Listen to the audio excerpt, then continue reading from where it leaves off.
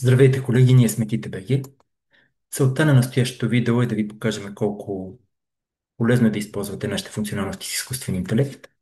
Конкретната аудитория, за която правим това видео, са нашите абонати и всички от вас, които мислят да си закупят абонамент за при нас. Това, което искам да изкомуникирам е, че пестите страшно много време, ползвайки нашите функционалности за изкуствен интелект. Начинът, по който се търсеше едно време, избирате няколко ключови думи, правите търсене в дадена търсачка, получавате 50 резултата, пресявате най-важните от тях и се надявате да имате дадения нужен резултат. Има много по-бърз и много по-лесен начин това да се случи и след около 2-3 минути ще ви покажа по реален казус как нашата търсачка улеснява многократно този процес. Преди това обаче ще ви помоля доцент Мермерска да ви каже малко повече за нея.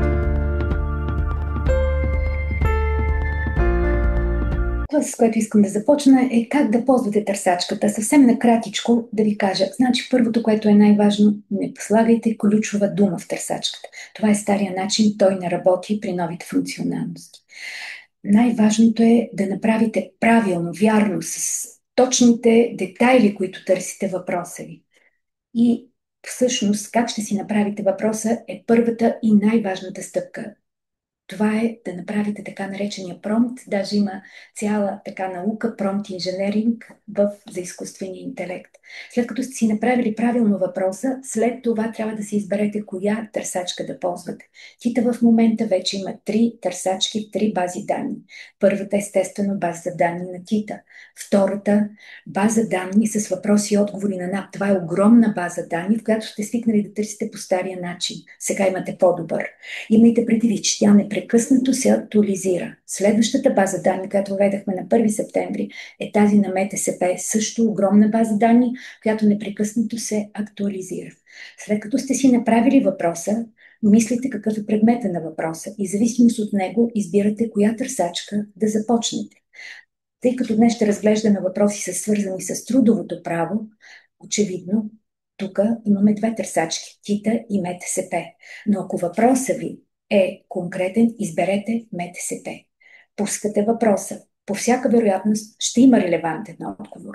И ако обаче все пак не ви удовлетворява, може да минете и към търсачката на КИТА, искате да научите повече.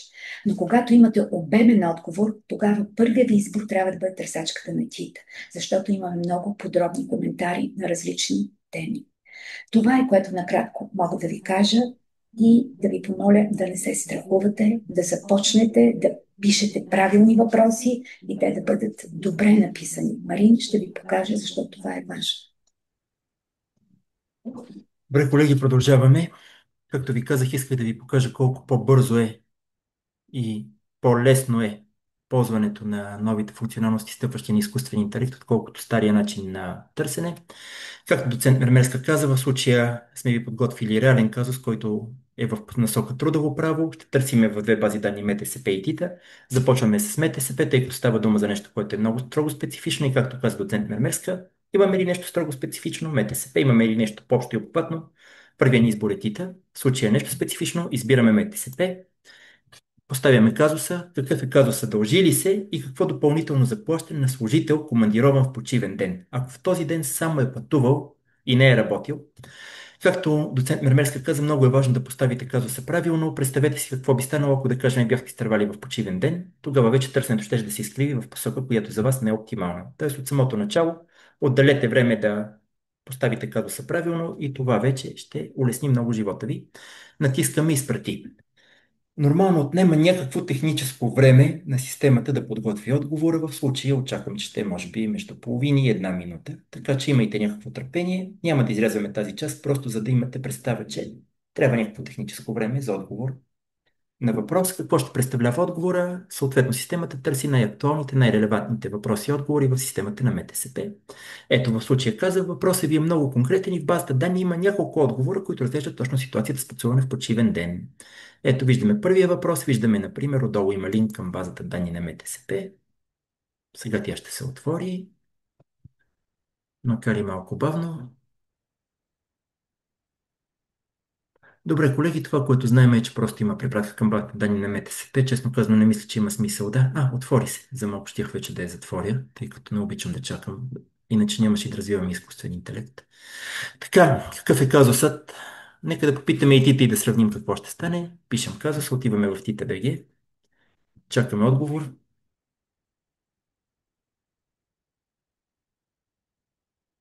Пак ще трябва да почакаме някакво време.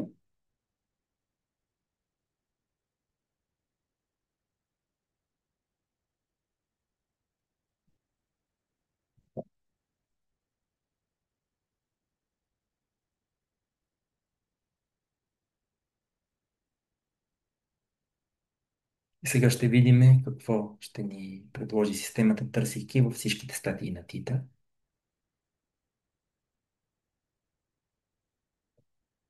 Ето, за въпроса ви относно допълнително заплащане при командировка в почивен ден, когато служителят само по това извършва работа, препоръчвам да разгледате следните статии, да видим първата статия. Добре, това е практика на МТСП. Чудесно. Чакане за отговор, чакане при МТСП, понеже по-бавно се отвори, чакане за отговор, чакане при Тита само няколко минути. Виждате просто колко бързо и колко удобно е.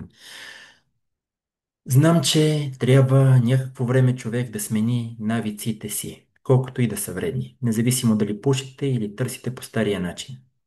И в двата случая това е вредно. В единия случай ви яде здравето, в другия случай ви яде времето.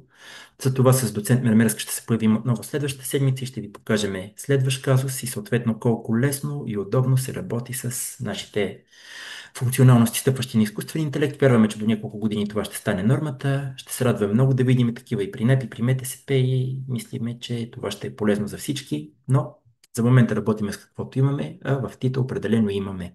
Доцент Мермерска, какво може да кажете като последни думи, преди да се видим следващата седмица? Това, което искам да кажа, следващата седмица ще обсъждаме въпроси, свързани с кодекс за социално осигуряване.